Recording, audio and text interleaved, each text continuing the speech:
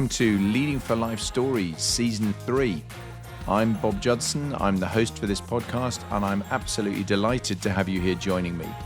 Regardless of whether you're a seasoned listener who's been with me since the beginning, or whether you've just dropped in for the occasional episode, I really hope you enjoyed the mix of content that I provide, the personal stories, the thematic episodes, and the guests that I have on the show. And I hope you find it all interesting and at least some of it useful. And without further ado, let's go. Welcome back, everybody. This week I thought I would do a thematic episode, and once again, as you can see, I'm at the magnificent setting that is Deloitte University just near Paris, and I'm at the conclusion of a high-impact leadership course that I've been facilitating for the last couple of days.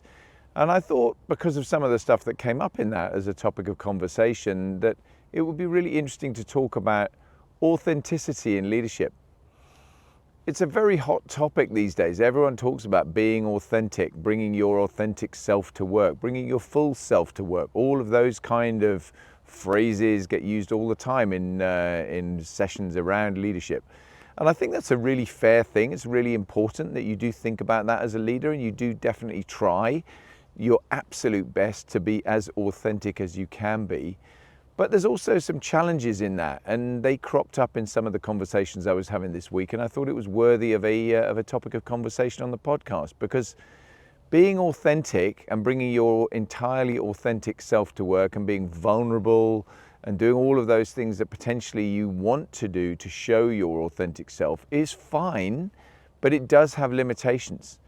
Because the reality is, you're leading, people expect you to lead, and some of the time you have, I think, to wear a mask a little bit in terms of what you're actually doing with your leadership style. It's not really good enough to turn around and be just folding with the crowd in terms of emotions, anger, frustration, sadness, tears, whatever it happens to be. Because at the end of the day, you've got a job to do. You've got to lead the team through what could be a very challenging situation. And in order to do that, you need to put your emotions slightly to one side. And I think there's a really delicate balance here, because you can argue, and I'm sure some people watching or listening to this will argue, that, yeah, but hang on, that's not being authentic. If you're going to be authentic, be authentic. And I get it. I do understand the logic around that, but I do think there's an important consideration in terms of, making sure that you are keeping yourself and your own mind clean and clear to lead and to turn around and take the next steps you need to do and to compartmentalize things. And I think back to my own time, not least in Afghanistan, where obviously I've talked about it separately, where obviously losing guys on patrol in Afghanistan, having to deal with the aftermath and the consequences of that. I mean, that was terrible. It was a really, really long night. It was very, very difficult. It was very emotional. It was very emotionally charged amongst the whole team. But absolutely, my job was to turn around and lead the team through that. And there's definitely a case that the show must go on. And you need to turn around and keep that, the train on the track and keep going forward and picking up and just basically carrying on from where you were and making sure the mission's complete, the mission's not compromised, whilst at the same time doing everything you can to support the team, to be empathetic with the team, and to actually respect the fact that there are lots of people who are properly traumatized and affected by some of the stuff that's gone on. And I think there are all sorts of ways this can manifest itself. I remember vividly when I was a station commander at Coningsby that thinking hard about the fact that many times I'd be in the office dealing with something that was quite difficult. It had either frustrated me, annoyed me, upset me, or a combination of all of those. And then I'd walk out of the office and I'd have to walk down the corridor, maybe to get a cup of coffee, maybe to go just to the bathroom. And I'd be walking past lots of different people who probably hadn't seen me that day, that week, that month, maybe not even ever, but they knew who I was. My picture was plastered all over the station, so they knew who they were looking at. And they would almost invariably engage with me and say, "Good morning, sir, good afternoon, sir," whatever it happened to be, because that was just the way we operated.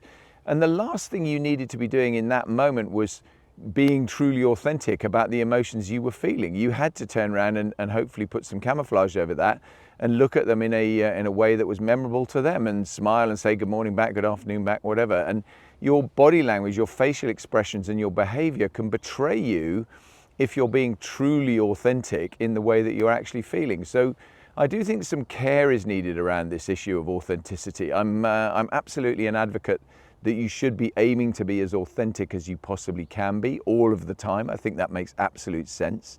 And definitely being true to your own value set and keeping clean in your own ideas around values and not stepping over those, not letting any grey area or fuzziness develop that is going to compromise that. But I think you need to think pretty hard about what that actually means in practice when some things come along to challenge you. And the same thing's true for the team underneath you. I think you want to be explaining to them and developing them in a way that lets them do exactly the same thing.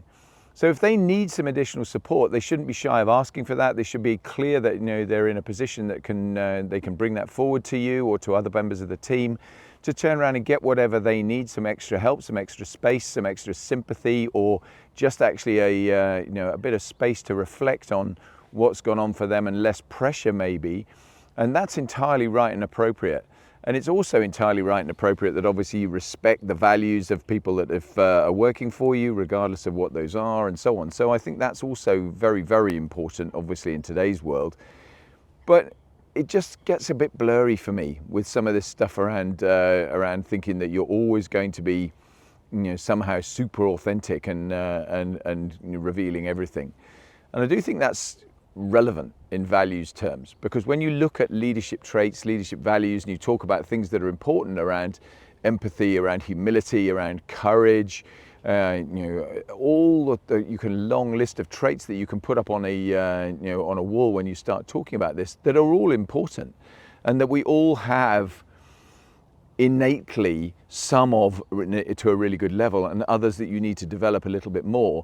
But you need to think a little bit hard about which ones are you projecting when, and how are you actually bringing your best self to the fore to make the right points to the team that are there. I don't think, and I'm prepared to be challenged on this, that anybody really wants a leader who is fully expressive in terms of the emotions they're feeling through some kind of leadership challenge. And that can be anger, it can be sadness, and obviously some of the time those are things that you may well be feeling.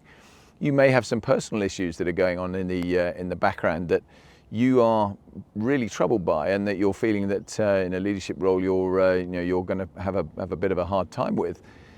And I've talked before about some of that on my on my own personal journey, where there are times definitely when I should probably have been a bit more open with at least some of my team, and told them that there were things going on in my life that really were making life quite difficult for me at the moment, and perhaps I wasn't as open as I should have been about that.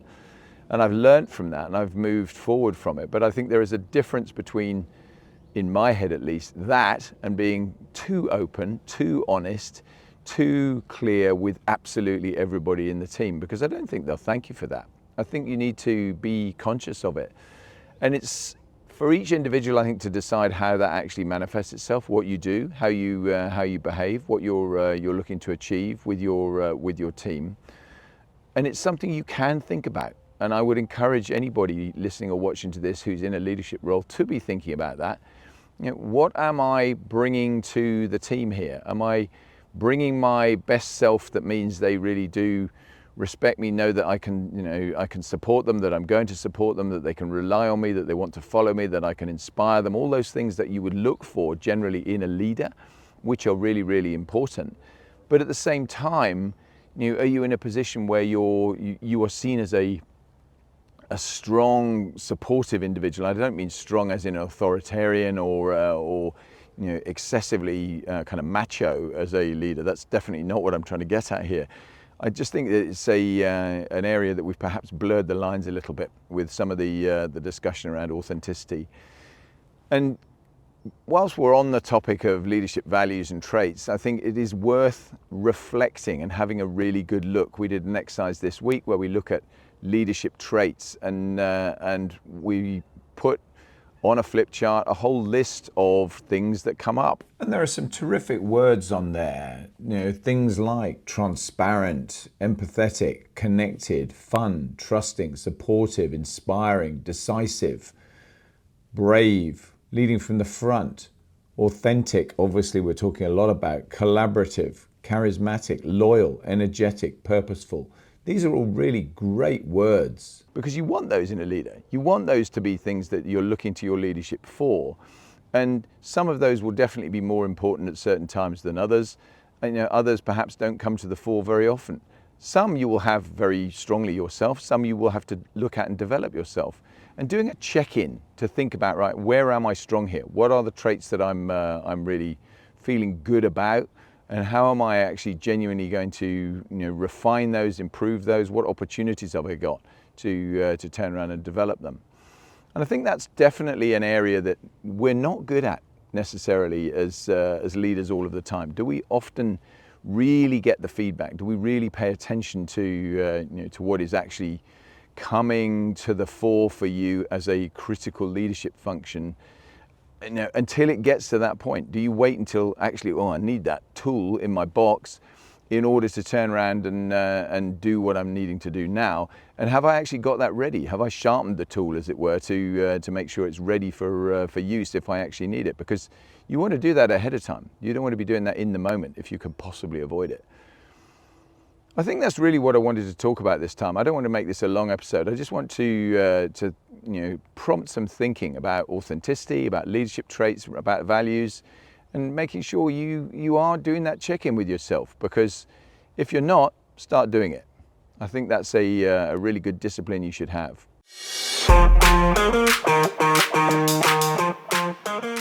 I really hope you've enjoyed this short episode talking about traits. I've deliberately kept it short because I think some of the time there's less is more, and this is probably one of those times. So I hope you've enjoyed it. If you have, please like it, follow it, repost it, share it. Please make sure you're subscribing or following on your podcast platform or YouTube as appropriate, so you get notice of the next episodes that come up if you're not already doing that. If you find it's valuable for you and you're getting genuine value from it, then please, as I've asked before, think about giving me some value back for that. If you're able to do that, please go to support the show in the podcast platform you're on, and or go to patreon.com/leading for life, and you'll find there the opportunity to support the show, be a champion of the show, or be a patron of the show. And any one of those will make a massive difference to what I do with the podcast, and I would hugely appreciate that.